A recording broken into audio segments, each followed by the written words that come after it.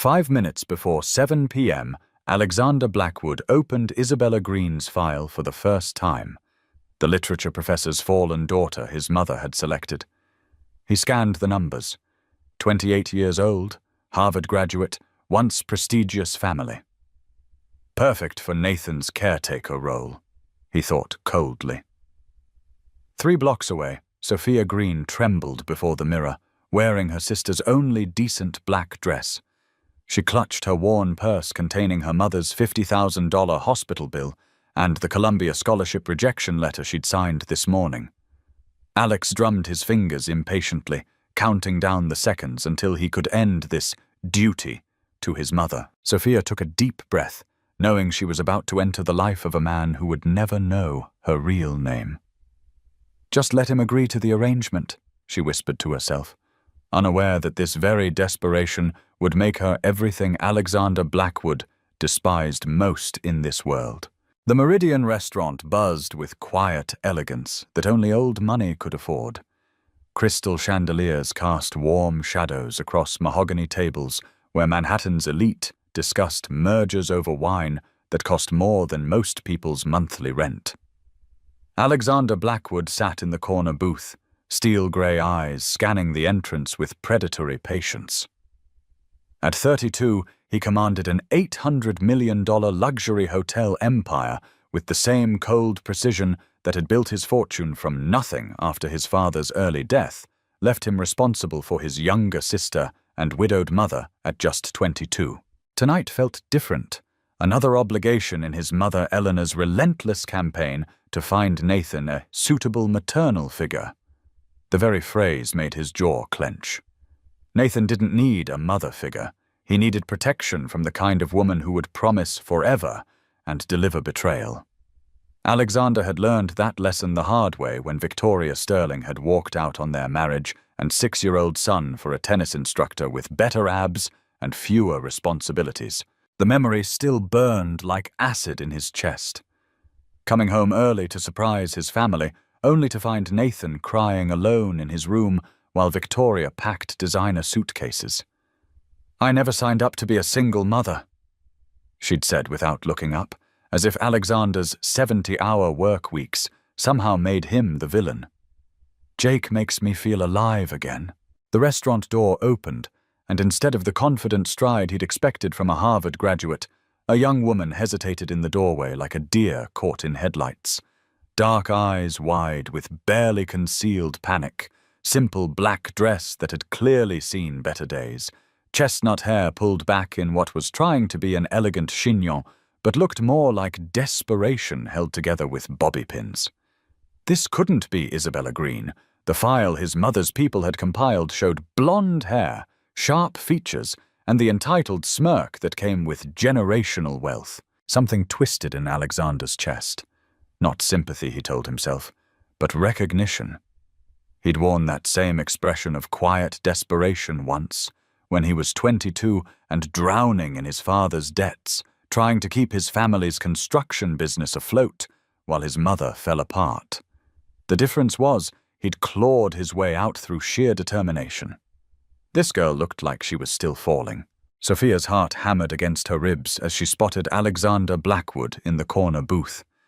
Even seated, he commanded the space around him with an authority that made her stomach clench. She'd Googled him, of course, seen the Forbes articles calling him the Ice King of Hospitality, read about his ruthless efficiency turning failing hotels into gold mines. But the photos hadn't prepared her for the reality of him. He was devastatingly handsome in the way that powerful men often were. Not pretty boy handsome, but carved from granite handsome. Dark hair perfectly styled despite the late hour, a jawline that could cut glass, and those storm-grey eyes that seemed to see straight through to her soul. Everything about him screamed power, control, and money, 3 things that had been painfully absent from her life for the past 2 years since her father's world collapsed. She forced herself to walk forward, each step feeling like she was walking toward her execution. Her discount department store dress felt shabby and inadequate in this temple to wealth, and she was acutely aware of every head that turned to watch her progress. "Ms. Green, I presume." His voice was deep, cultured, with just enough edge to suggest he didn't suffer fools gladly. Alexander rose as she approached, his movements fluid and controlled, and she caught a whiff of expensive cologne mixed with something that might have been coffee. Even his politeness felt dangerous, like a predator displaying perfect manners before devouring its prey. "Yes," Sophia managed, her voice barely above a whisper. She slid into the booth across from him, hyper-aware of how her simple black dress contrasted with the restaurant's opulent surroundings. The leather seats probably cost more than she made in 3 months of tutoring and weekend catering jobs that left her feet bleeding in borrowed heels. The waiter appeared instantly, as if summoned by some invisible signal that only the wealthy possessed, and Alexander ordered wine without consulting her, a bottle of Bordeaux that she was certain cost more than her mother's monthly medications. "You're not what I expected," Alexander said, his eyes never leaving her face. There was something unsettling about his gaze, methodical and calculating, as if he was cataloguing every nervous gesture and filing it away for future reference. "The file indicated you were more experienced in social situations, more polished." Sophia's hands trembled slightly as she reached for her water glass, and she saw his eyes track the movement with hawk-like precision. Of course, Isabella's file would paint a different picture. Her sister had always been the confident one, the one who could walk into a room like this and own it within minutes. Isabella, who had navigated high society since she was 16, who knew which fork to use and how to make small talk about art auctions and charity galas. "I suppose I'm more of a private person?" Sophia said carefully, choosing her words like she was walking through a minefield. She couldn't afford to say the wrong thing, couldn't risk him walking away from this table and taking her only hope with him. The wine arrived with all the ceremony that expensive alcohol deserved, and Alexander went through the tasting ritual with practiced efficiency, while Sophia tried to steady her nerves. She watched him swirl the dark liquid, inhale its bouquet, take that small sip that determined whether a bottle worth more than her rent was acceptable. "Tell me about yourself," Alexander said, settling back in his chair with the casual confidence of a man who owned everything he surveyed. But there was something else in his posture now, wariness perhaps, or recognition. "What makes you think you're suitable for this position? Position, not relationship, not partnership, not even friendship. Position." The word stung, but Sophia reminded herself why she was here. $50,000 for her mother's experimental treatment, plus enough to keep their tiny apartment for another year while she figured out how to rebuild their shattered lives. "I have experience with children," she said, thinking of the tutoring jobs that barely kept food on the table, the weekend babysitting gigs for wealthy families who treated her like furniture. "I'm patient, reliable, and I understand the importance of discretion." She paused, meeting his gaze directly. "I also understand what it means to protect someone you love from disappointment." Something flickered in Alexander's eyes at that. Surprise, maybe, or recognition of a kindred spirit. But it was gone so quickly she might have imagined it. Alexander studied her for a long moment, and she had the unsettling feeling that he was seeing more than she wanted to reveal. When he spoke again, his voice was quieter, more personal. "My son Nathan is 6 years old," he said, and for the first time since she'd entered the restaurant, his carefully constructed mask slipped slightly. "He's brilliant.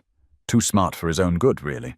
Reads at a 4th grade level, asks questions that would stump philosophy professors, remembers everything you tell him." The pride in his voice was unmistakable, but it was threaded through with something darker. Pain, maybe, or fear. "He's also had some difficulties since his mother left. Acting out at school, nightmares, the kind of abandonment issues that child psychologists write papers about." His jaw tightened, and Sophia caught a glimpse of the wounded father hiding beneath the ruthless businessman, The last nanny quit because she said he was emotionally challenging. Apparently, a 6-year-old who flinches when people raise their voices is too much trouble. Sophia's heart clenched at the image of a little boy so damaged by betrayal that even trained professionals couldn't handle his pain. She thought of her own childhood, of how she'd retreated into books and silence after her parents' first financial crisis. "The arrangement my mother has proposed is simple," Alexander continued, his voice returning to its business-like tone, though she could see the effort it took him to rebuild those walls. "You would serve as his companion and caretaker for a minimum of 2 years. In exchange, you would receive a monthly allowance of $10,000, plus housing in my penthouse." $10,000? Sophia's mind reeled, calculating quickly. It was more money than she'd seen in 2 years combined, more than she could make working 3 jobs and sacrificing sleep and sanity. Enough to save her mother, enough to finally stop living on the razor's edge of financial disaster. "This would be a contractual relationship," Alexander continued, and now his voice was back to that odd, business-like tone. "Marriage, of course, for the sake of appearances and legal protections. Nathan needs to believe in stability, and the media needs to see a conventional family structure. But make no mistake about the nature of our association." His grey eyes locked onto hers, and she saw no warmth there, only calculating intelligence. "You would be fulfilling a function, Ms. Green. Nothing more romantic than that. Nathan needs stability and consistency, and you need financial security. It's a mutually beneficial transaction that serves both our purposes without the messy complications of actual emotion." Transaction. The word hit her like a physical blow, but she forced herself not to flinch. He was talking about marriage, about raising a child, about 2 years of her life, but in terms that made it sound like a particularly complex business deal. But what choice did she have? The hospital bills were mounting daily, her mother's condition was worsening, and every door she'd knocked on in the past 6 months had slammed shut. Banks wouldn't give loans to unemployed daughters of disgraced professors. Scholarship committees had withdrawn their offers when her father's academic fraud scandal made headlines. "I would have my own room?" she asked, hating how small and uncertain her voice sounded. "Of course. Separate quarters entirely." Alexander's smile was sharp-edged and humorless. "This is a business arrangement, Ms. Green, not a romance novel. I have no interest in complications of an intimate nature. You would be there for Nathan's benefit, not mine." The casual cruelty of his dismissal made her cheeks burn with shame and something dangerously close to anger. He was making it crystal clear that she wasn't attractive enough, interesting enough, or worthy enough to tempt him, even if they were going to be legally married. "I should also mention," Alexander said, cutting into his steak with surgical precision, "that the contract includes a comprehensive termination clause. If you prove unsuitable for the role, or if you develop any unrealistic expectations about our arrangement, I can end this marriage at any time with 6 months' notice." The threat was elegantly delivered, but unmistakable. "Behave, know your place, don't get any ideas above your station." "When would you need an answer?" Sophia asked, her voice steady, despite the chaos of emotions churning in her chest. Alexander checked his expensive watch. "Now, I don't believe in lengthy deliberations when the terms are clear and the need is immediate. Either you're committed to this arrangement as I've described it, or you're not." The restaurant suddenly felt stifling. For a moment, Sophia imagined standing up, walking away, maintaining what was left of her dignity. She could picture herself returning to her tiny apartment, where her mother waited with hopeful eyes, finding some other way to navigate the financial nightmare. Then reality crashed back. Her mother's medical bills weren't going to pay themselves. The experimental treatment that offered the only hope cost more than most people made in a year. The eviction notice tucked between her scholarship rejection letters wasn't going to disappear through wishful thinking. She thought of her mother, Margaret Green, who had once been the toast of academic circles, hosting elegant dinner parties for literature professors. Cancer and bankruptcy had stolen that vibrant woman, leaving behind a fragile shell who insisted on maintaining her dignity even as their world crumbled. "I accept," Sophia said quietly, the words feeling like stones in her mouth. Alexander nodded, as if her answer had been inevitable. "Excellent. We'll handle the legal formalities on Friday at the courthouse. Nothing elaborate. This isn't that kind of union. You'll move into the penthouse the following weekend, and I'll introduce you to Nathan then." He paused, his grey eyes fixing on her face. "I trust you understand that his welfare is the only thing that matters in this arrangement." "Of course," Sophia whispered, though inside she was screaming at the magnitude of what she'd just agreed to. The paperwork arrived the next morning via courier, delivered in a thick manila envelope that felt heavier than it should have. Sophia spread the contract across her kitchen table. 15 pages of dense legal language that reduced their upcoming marriage to a series of clauses and contingencies. Everything spelled out in black and white, clinical and cold. Her mother shuffled into the kitchen, moving slowly, but trying to hide how much the simple effort cost her. Margaret Green had once been vibrant, lecturing to packed auditoriums. The cancer had stolen that vitality, leaving behind someone who looked like a watercolor painting left too long in the rain. "Good news, sweetheart?" Margaret asked, noting the papers with curious but tired eyes. Sophia folded the contract quickly, not wanting her mother to see the words "marriage of convenience" printed in bold letters. Just some paperwork for a new position. Nothing too exciting. Margaret studied her daughter's face with the penetrating gaze of a woman who'd spent 30 years reading between the lines of student excuses. She knew when people were lying, but she also understood that sometimes lies were acts of love. "This position," Margaret said carefully, settling into the chair across from her daughter. "It's not something you'll regret, is it?" Such a simple question, loaded with everything her mother couldn't bring herself to ask directly. "Will this cost you your soul? Are you sacrificing too much?" "I don't know," Sophia answered honestly, "but it's something I have to do." Margaret nodded, understanding flowing between them. "Then I trust your judgment. You've never made a decision lightly, and you've always put family first." Friday arrived grey and drizzling, the kind of November day that seemed designed to match Sophia's mood. She stood in the courthouse bathroom, staring at her reflection in the harsh fluorescent lighting.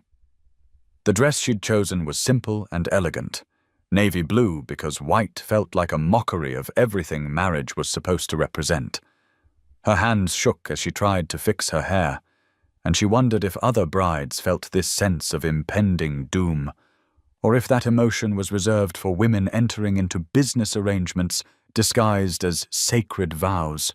Alexander was waiting in the courthouse hallway when she emerged, looking devastatingly handsome in a charcoal grey suit that probably cost more than she'd ever made in 6 months. He'd brought witnesses, his lawyer and an assistant from his office, both wearing carefully neutral expressions. "You look—" Alexander paused, his eyes scanning her appearance. "Appropriate for the occasion." Appropriate. Not beautiful, not radiant, not any of the words a real groom might use. Just appropriate, like she was a piece of furniture that matched the legal requirements. The ceremony itself took less than 10 minutes, conducted by Judge Harrison, a tired-looking man who had clearly performed so many civil ceremonies that he could recite the words in his sleep.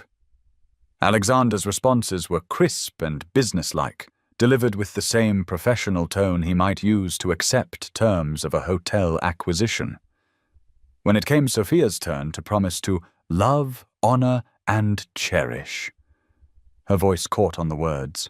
When Judge Harrison announced that Alexander could kiss his bride, there was a moment of awkward hesitation. Alexander stepped forward and pressed his lips to hers in a brief, cold contact that felt more like a business handshake than any kind of romantic gesture. Sophia caught a hint of expensive cologne, coffee, and something else, perhaps the taste of regret, though that might have been her own. Then it was over, and she was Alexander Blackwood, wearing a wedding ring that felt less like a symbol of commitment and more like a golden shackle. The witnesses congratulated them with professional smiles and departed quickly. "The moving arrangements have been finalized," Alexander said, consulting his phone. "The truck will arrive at your apartment tomorrow morning at 9 a.m. sharp. Pack only personal necessities and items of sentimental value." Sophia nodded, though something inside her rebelled at the casual dismissal of her entire previous existence. "Nathan has been told that you're joining our household," Alexander continued. "I've explained that you're someone who will be helping to take care of him while I manage my business obligations. He's curious about meeting you." The word curious seemed to catch in his throat slightly, and Sophia caught a glimpse of something genuinely human beneath Alexander's controlled exterior. A father who loved his child but wasn't quite sure how to navigate the emotional complexity of their situation. "I'll do my best to make him feel secure and cared for," Sophia said softly. Alexander's head snapped up, his grey eyes narrowing. "I didn't ask for psychological analysis. I asked for you to fulfill the basic requirements of childcare as outlined in our agreement."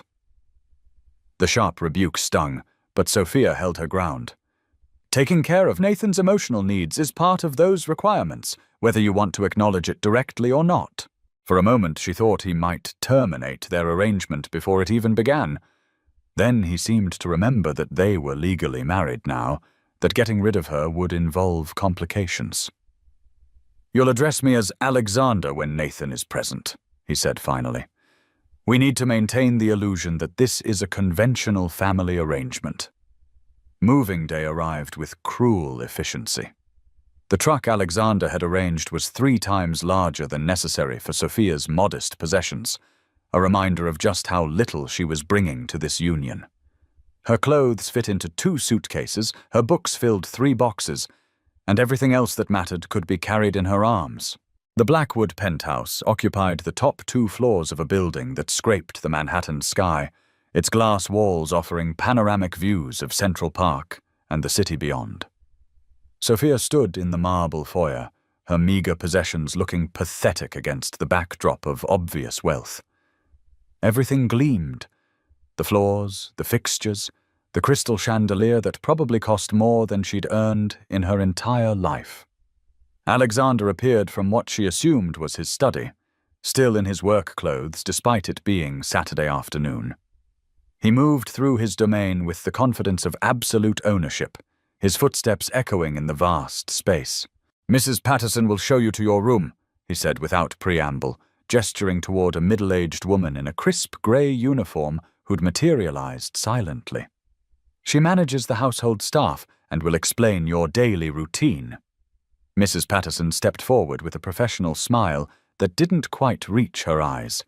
She was probably in her 50s, with steel-grey hair pulled back in a perfect chignon and the bearing of someone who'd spent decades managing the domestic lives of the wealthy. "Ma'am," she said with a slight nod. Sophia followed the housekeeper down a long hallway lined with abstract paintings that probably cost more than most people's houses. Her room turned out to be a guest suite at the opposite end of the penthouse from Alexander's master bedroom, close enough to Nathan's room to fulfill her duties, far enough from Alexander's to maintain the illusion of separation. The space was beautiful and impersonal, decorated in shades of cream and gold that suggested expensive taste but no personal warmth. A king-sized bed dominated the room, flanked by nightstands that looked like museum pieces. French doors opened onto a private balcony with views of the park. "Mr. Blackwood has left instructions regarding your daily schedule," Mrs. Patterson said, producing a typed sheet of paper. "Nathan wakes at 7 a.m. and requires breakfast by 7:30. You'll accompany him to school and pick him up at 3:15. Dinner is served at 6 p.m. sharp, after which you'll oversee homework and bedtime preparations." Sophia scanned the schedule, noting the precision of every detail. Even Nathan's childhood had been reduced to a series of time slots and requirements. What about weekends? Nathan has tennis lessons Saturday mornings, piano on Sunday afternoons. The rest of the time he's in your care. Mrs. Patterson's tone was neutral, but Sophia caught something in her expression. Sympathy, maybe, or recognition of one employee for another. After the housekeeper left, Sophia unpacked her few belongings, hanging her simple clothes in a walk-in closet large enough to house a small apartment. Her books looked lost on the built-in shelves, and her grandmother's pearls seemed out of place in the jewelry drawer lined with velvet. A soft knock on the door interrupted her melancholy. "Come in," she called, expecting Mrs. Patterson with additional instructions. Instead, a small figure peeked around the door frame. Nathan Blackwood was 6 years old, but carried himself with the careful composure of someone much older.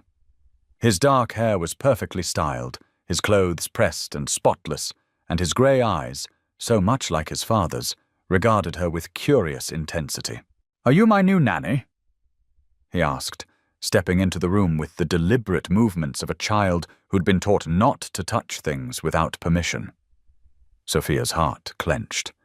This little boy looked like a miniature version of his father, but where Alexander's eyes held cold calculation, Nathan's showed something far more heartbreaking. Hope. Carefully guarded, but unmistakable. "I suppose I am," Sophia said gently, kneeling down to bring herself to his eye level. "I'm Sophia. What should I call you?" "Nathan," he said seriously. "Are you going to leave like Mommy did?" The question hit her like a physical blow.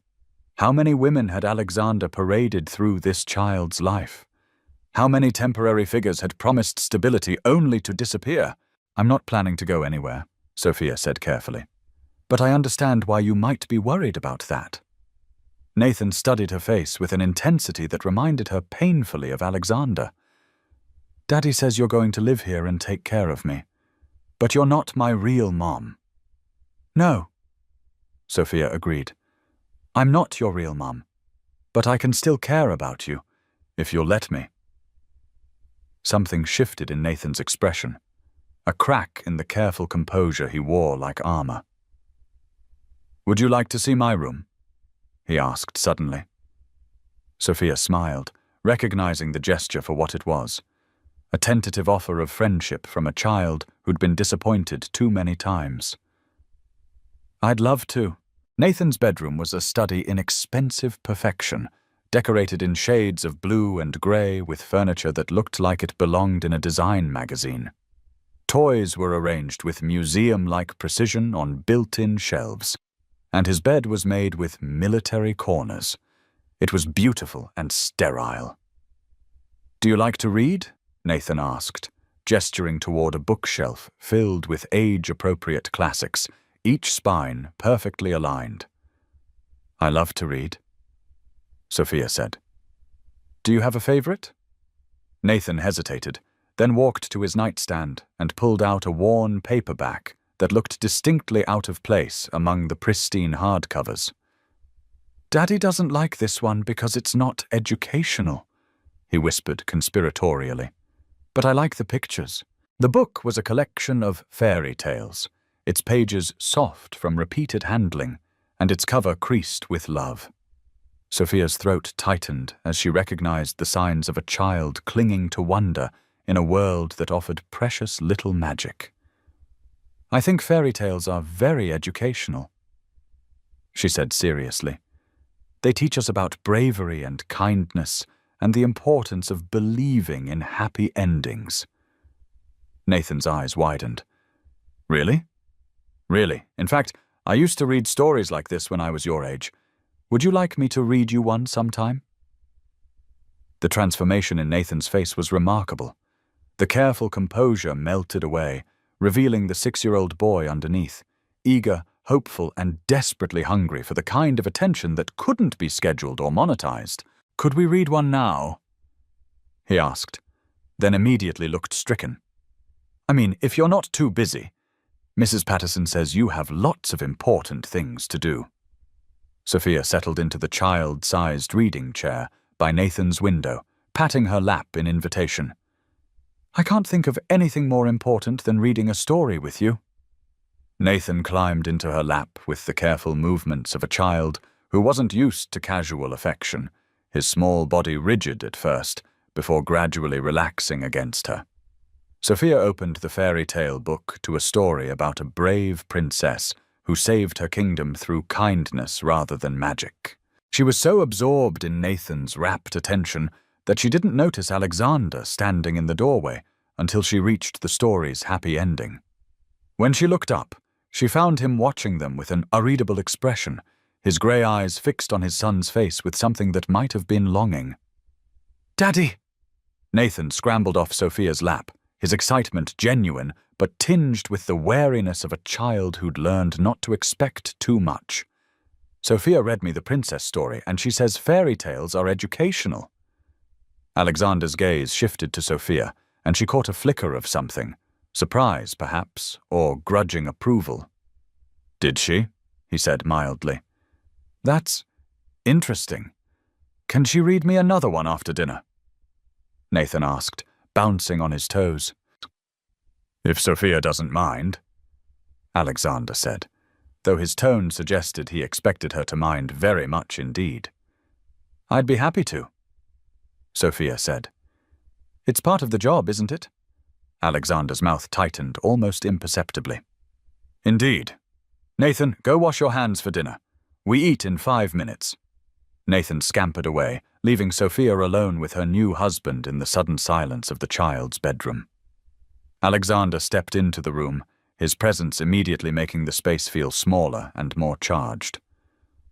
A word of advice, he said quietly. Don't make promises you can't keep. Nathan has been disappointed enough for one lifetime. I don't make promises lightly. No? Alexander moved closer. Then you should know that caring for Nathan means more than reading him fairy tales and filling his head with nonsense about happy endings. The world isn't a storybook, Mrs. Blackwood. The sooner he learns that, the better prepared he'll be for reality. He's 6 years old, Sophia said, her temper flaring despite her best efforts to remain professional. He deserves to believe in magic for a little while longer. Magic? Alexander's laugh was harsh and bitter. Like the magic that convinced him his mother would never leave? Like the magic that promised him a family that would stay together forever? His voice dropped to barely above a whisper. I won't have you filling his head with the same lies that destroyed him once already. Sophia stared at him, seeing past the cold businessman facade to the wounded father underneath. Alexander wasn't just protecting Nathan from disappointment, he was protecting himself. Not everyone leaves, she said softly. Alexander's eyes went flat and dangerous. Everyone leaves, Mrs. Blackwood. Some people just take longer to find an excuse. The weeks that followed fell into a routine that was both comfortable and heartbreaking. Sophia woke each morning to Nathan's shy smile and Alexander's polite indifference. She walked Nathan to school through Central Park, listening to his chatter about butterflies and knights and all the wonderful, terrible things that filled a 6-year-old's world. Alexander remained largely absent, disappearing into his study after dinner and leaving early for work most mornings. When their paths did cross, he was unfailingly courteous and completely remote, treating her like a valued employee rather than his wife. But Sophia was learning to read the subtle signs of his attention, the way he lingered in doorways when she was reading to Nathan, the fresh flowers that appeared in her room weekly, the way his jaw tightened when Nathan mentioned something she'd taught him, as if her influence was both welcome and terrifying. The change came on a rainy Thursday evening in December. Sophia was helping Nathan with homework when they heard a crash from Alexander's study, followed by cursing that would have made a sailor blush. Daddy? Nathan's worried voice carried from where he'd been working on math problems. Sophia found Alexander amid the wreckage of what had once been an expensive laptop computer. His face was flushed with anger, his usually perfect hair disheveled, and his hands were shaking with barely controlled rage. "Are you all right?" Sophia asked carefully. "Fine," Alexander bit out, not looking at her. "Just some technical difficulties." "Daddy?" Nathan appeared in the doorway, his eyes wide with concern and fear. "What happened?" "Nothing that concerns you," Alexander said, his voice harsh with stress. "Go back to your homework." But Nathan didn't move. Instead, he took a tentative step into the study, his small face pinched with worry. "Are you hurt?" Something in his son's voice seemed to penetrate Alexander's fury. He looked at Nathan as if seeing him for the first time, and Sophia watched the exact moment when he realized how frightening he must appear to a child who'd already lived through too much adult chaos. "No," Alexander said more gently, kneeling down to Nathan's level. "I'm not hurt. Just frustrated with this stupid machine." Nathan moved closer, his movements careful but determined. "Sophia says when she gets frustrated, she counts to 10 and takes deep breaths. It helps her think better." Alexander's eyes flicked to Sophia, something unreadable passing across his face. "Does she?" "Uh-huh. And she says it's okay to feel mad sometimes, but we shouldn't let it make us do things we'll be sorry for later." Nathan reached out hesitantly, his small hand touching his father's arm. "Are you sorry you broke your computer?" For a long moment, Alexander didn't respond. He stared at his son's worried face, at the small hand offering comfort, at the love that Nathan was brave enough to share, despite having every reason to protect himself. When he finally spoke, his voice was rough with emotion. "Yes," he said quietly. "I'm very sorry." Nathan nodded solemnly, then surprised them both by wrapping his arms around his father's neck in a fierce hug. "It's okay, Daddy. Everybody makes mistakes." Alexander's arms came up slowly, uncertainly, as if he'd forgotten how to hold his own child, but once he made contact, something seemed to break open inside him. His embrace tightened, and Sophia saw his shoulders shake with the force of emotions he'd kept buried for too long. "I'm sorry," he whispered into Nathan's hair, and Sophia knew he wasn't just talking about the computer. "I'm so sorry, buddy." They held each other in the wreckage of Alexander's study, father and son reconnecting over broken technology and broken hearts. Sophia backed quietly toward the door, not wanting to intrude, but Alexander's voice stopped her. "Sophia." His voice was hoarse, vulnerable in a way she'd never heard before. "Thank you," she nodded, not trusting her own voice, and left them alone with their healing. But as she walked back toward the kitchen, she felt something she hadn't dared to hope for since their wedding day, the possibility that this strange arrangement might become something real. Christmas morning dawned crisp and bright, Manhattan's skyline glittering under fresh snow that made the city look like something from Nathan's fairy tales.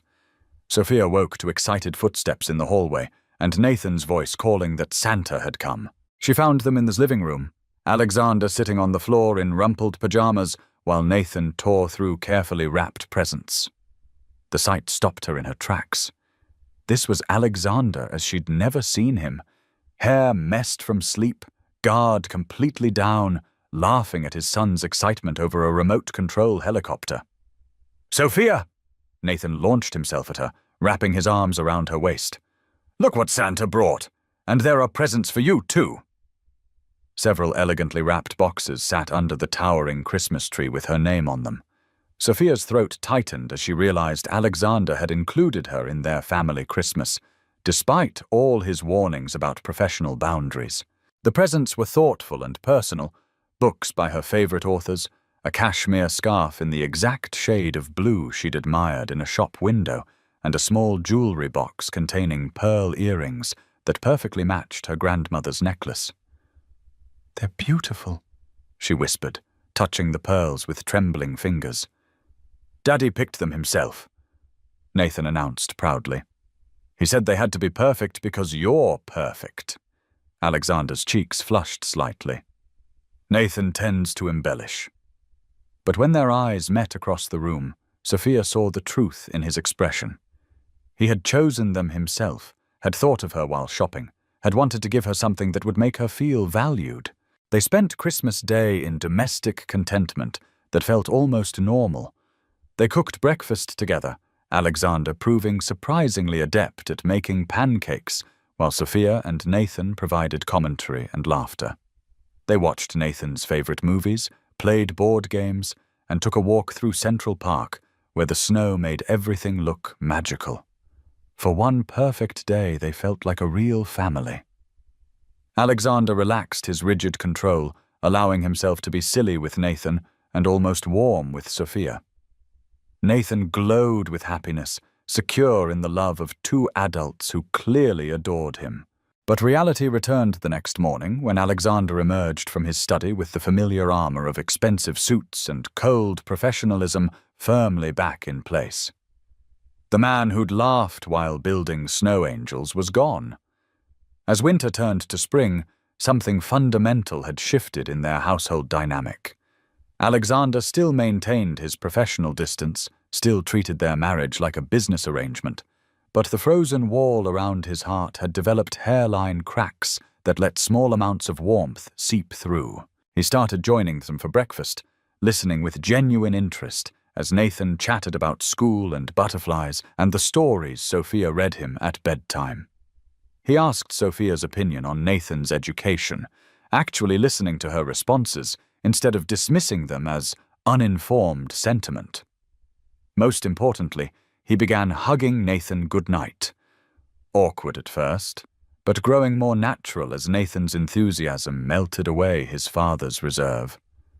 Sophia found herself watching these interactions with a mixture of hope and heartbreak. Each small sign of affection between father and son felt like a victory, but it also highlighted her own position as an outsider looking in. She was the catalyst for their healing, but not truly part of it.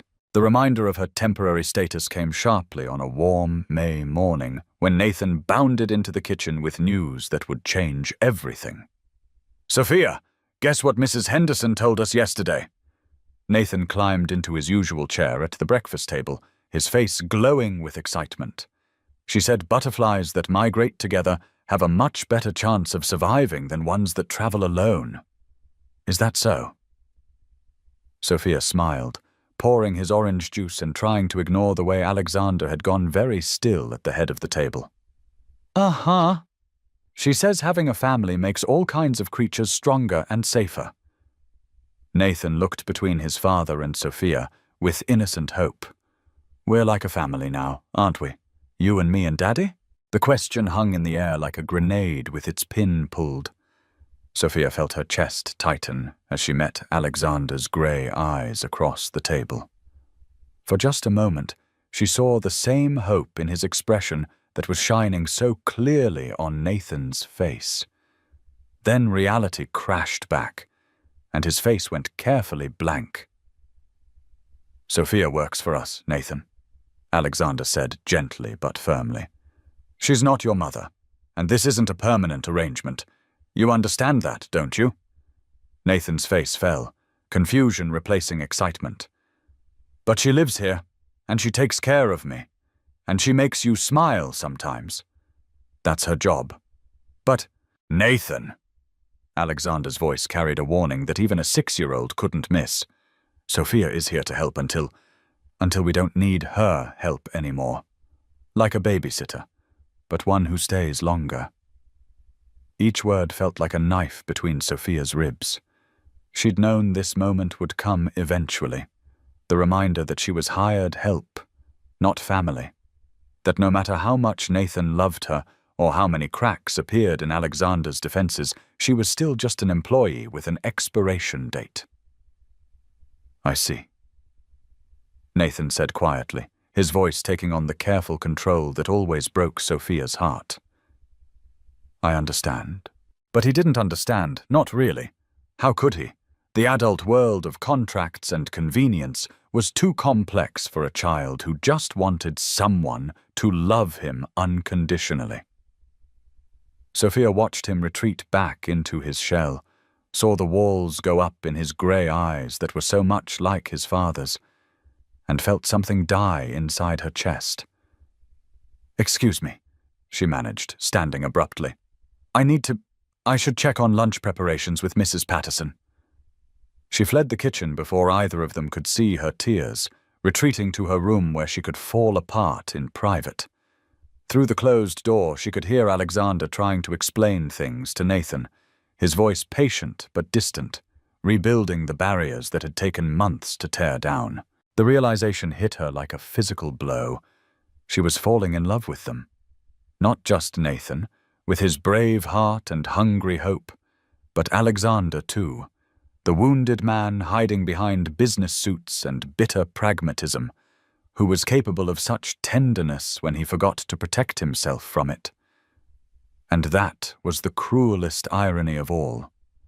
She'd signed a contract to be Nathan's caretaker and Alexander's convenient wife, never expecting to want something real from either of them. But somewhere between fairy tale readings and shared breakfast conversations, between watching Alexander learn to hug his son again and seeing Nathan bloom under consistent affection, she'd started believing in the possibility of a future that existed nowhere in their legal agreements. The knock on her door was soft but insistent. "Come in," she called, wiping her eyes quickly. Alexander entered hesitantly, his usual confidence replaced by something that looked almost like uncertainty. "Nathan's gone to his room to think about things," he said, closing the door behind him. "He does that when he's processing difficult information." "He gets that from you, I imagine." "Probably." Alexander moved to the window, staring out at the city rather than looking at her. "You're upset." It wasn't a question, and Sophia didn't bother denying it. "Your son needed reassurance that his family was secure, and you basically told him I was temporary help. How did you expect me to react?" "I expected you to understand that I was preventing a bigger hurt later." Alexander's shoulders were rigid with tension. Nathan was starting to think of this as permanent. That's dangerous for him. Why? Because caring about people is always dangerous, or because caring about me specifically is problematic? Alexander turned from the window, his grey eyes intense. "Because you're not staying, Sophia. This arrangement has an expiration date, and pretending otherwise is cruel to Nathan and naive of you." "I never said I was leaving." "You don't have to. Everyone leaves eventually, once they realize what they've gotten themselves into. Once the novelty wears off and you understand what it really means to be tied to someone like me." His voice was flat, matter-of-fact. "Nathan needs to learn that lesson gently, while he's still young enough to recover from it." Sophia stared at him, seeing past the cold logic to the terrified man underneath. "You're not talking about Nathan anymore, are you?" Alexander's jaw tightened. "This conversation is about my son's welfare." "Is it? Or is it about the fact that you've started to care about me too, and that scares you more than anything else in your carefully controlled world?" The accusation hit its mark. Alexander's face went white, then flushed with anger. "Don't flatter yourself. You're an employee, nothing more." "Am I? Then why do fresh flowers appear in my room every week? Why do you linger outside Nathan's door when I'm reading to him? Why did you look like you wanted to believe him this morning when he said we were a family?" "Because I'm a fool," Alexander said harshly. "Because despite everything I know about human nature, despite every lesson I've learned about trusting people, I made the mistake of thinking you might be different." "Different how?" "Different enough to stay. Different enough to mean it when you promise Nathan you're not going anywhere. Different enough to—" He stopped abruptly, as if realizing he was revealing too much. "Different enough to what, Alexander?" For a moment, she thought he might actually tell her. She saw the war playing out in his expression, the desire to trust warring with the fear of being hurt again, hope battling against bitter experience. Then his face closed off, the vulnerable man disappearing behind the cold businessman she'd married. "Different enough not to matter," he said finally. "But you do matter, and that's the problem. You matter to Nathan, and that makes you dangerous. Because when you leave, and you will leave, they always do, he'll be the one who pays the price for my stupidity." The pain in his voice was raw, undisguised, and Sophia felt her heart break for both of them. "Alexander." "No." He moved toward the door, retreating to safer ground. "This conversation is over. You have a job to do, and I suggest you focus on that instead of whatever fairy tale ending you've convinced yourself might be possible." He left her alone with the echo of his words and the crushing weight of understanding. Alexander wasn't just protecting Nathan from potential heartbreak. He was protecting himself. And until he found the courage to believe that love might be worth the risk of loss, they would remain trapped in this limbo of professional courtesy and emotional distance. But as Sophia heard Nathan's bedroom door open down the hall, followed by the soft murmur of father and son voices, she realized something that Alexander hadn't considered. She might have signed a contract to be Nathan's caretaker, but that little boy had claimed a piece of her heart that no legal document could define or terminate. That evening, after Nathan was tucked into bed with his fairy tales and whispered promises that some dreams do come true, Sophia made a decision that would change all their lives. She found Alexander in his study, staring at a glass of whiskey, like it held the answers to life's greatest mysteries. "I'm not leaving," she said quietly from the doorway.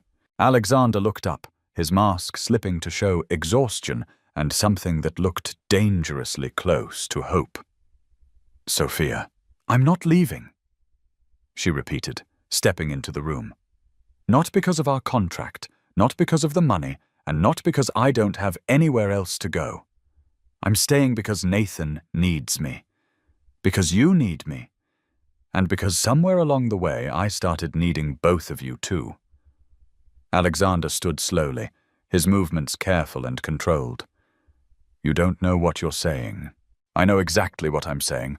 I know that you're terrified of being hurt again, and I know that trusting someone feels like the most dangerous thing you could possibly do." Sophia took another step closer, drawn by the vulnerability he was trying so hard to hide. "But I also know that Nathan deserves parents who love him enough to fight for their family, even when it's scary." "We're not a family," Alexander said, but his voice lacked conviction. "Aren't we? When you taught Nathan to ride his bike last weekend, when we cooked dinner together last Thursday, when you bought me those pearls for Christmas, what was that if not family?" Alexander's hands were shaking now, and Sophia could see the war raging behind his grey eyes. It was real," she said softly. "Maybe it started as a business arrangement, but it became real. And the only question now is whether you're brave enough to admit it." The silence stretched between them, loaded with possibility and fear in equal measure.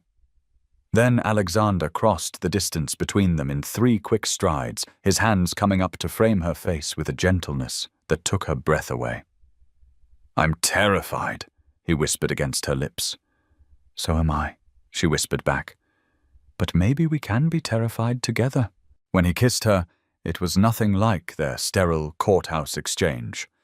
This kiss was desperate and hungry and full of all the emotions they'd been trying so hard to deny. It was a promise and a question and a leap of faith all rolled into one perfect moment of connection. When they finally broke apart, both breathing hard, Alexander rested his forehead against hers. "If you leave, I won't. If you leave," he continued stubbornly, "it will destroy him. It will destroy us both." "Then it's a good thing I'm not going anywhere." Sophia smiled, reaching up to trace the line of his jaw with gentle fingers. "You're stuck with me, Alexander Blackwood. For better or worse, in sickness and in health, for as long as we both shall live." "Those sound like wedding vows," he said, a smile tugging at the corners of his mouth. "Maybe we should say them again?" Sophia suggested. "This time as ourselves. Alexander Blackwood and Sophia Green, not some arrangement between strangers." Alexander's smile grew stronger, transforming his entire face. "I'd like that. But first, we have a little boy who deserves to know the truth about his new mother. Think he'll forgive me for the deception? Nathan has been calling you Sophia from the beginning," Alexander pointed out with gentle amusement. "I think he knew who you really were before we did." From down the hallway came the soft sound of a bedroom door creaking open, followed by small footsteps padding toward the kitchen for a glass of water. Nathan, no doubt, unable to sleep, and looking for reassurance that the adults in his life were still there, still solid, still permanent. "Should we go tell him?" Sophia asked. Alexander nodded, taking her hand in his. "I think it's time our son learned that some fairy tales really do come true." As they walked hand in hand toward Nathan's room, Sophia felt the last piece of her heart click into place.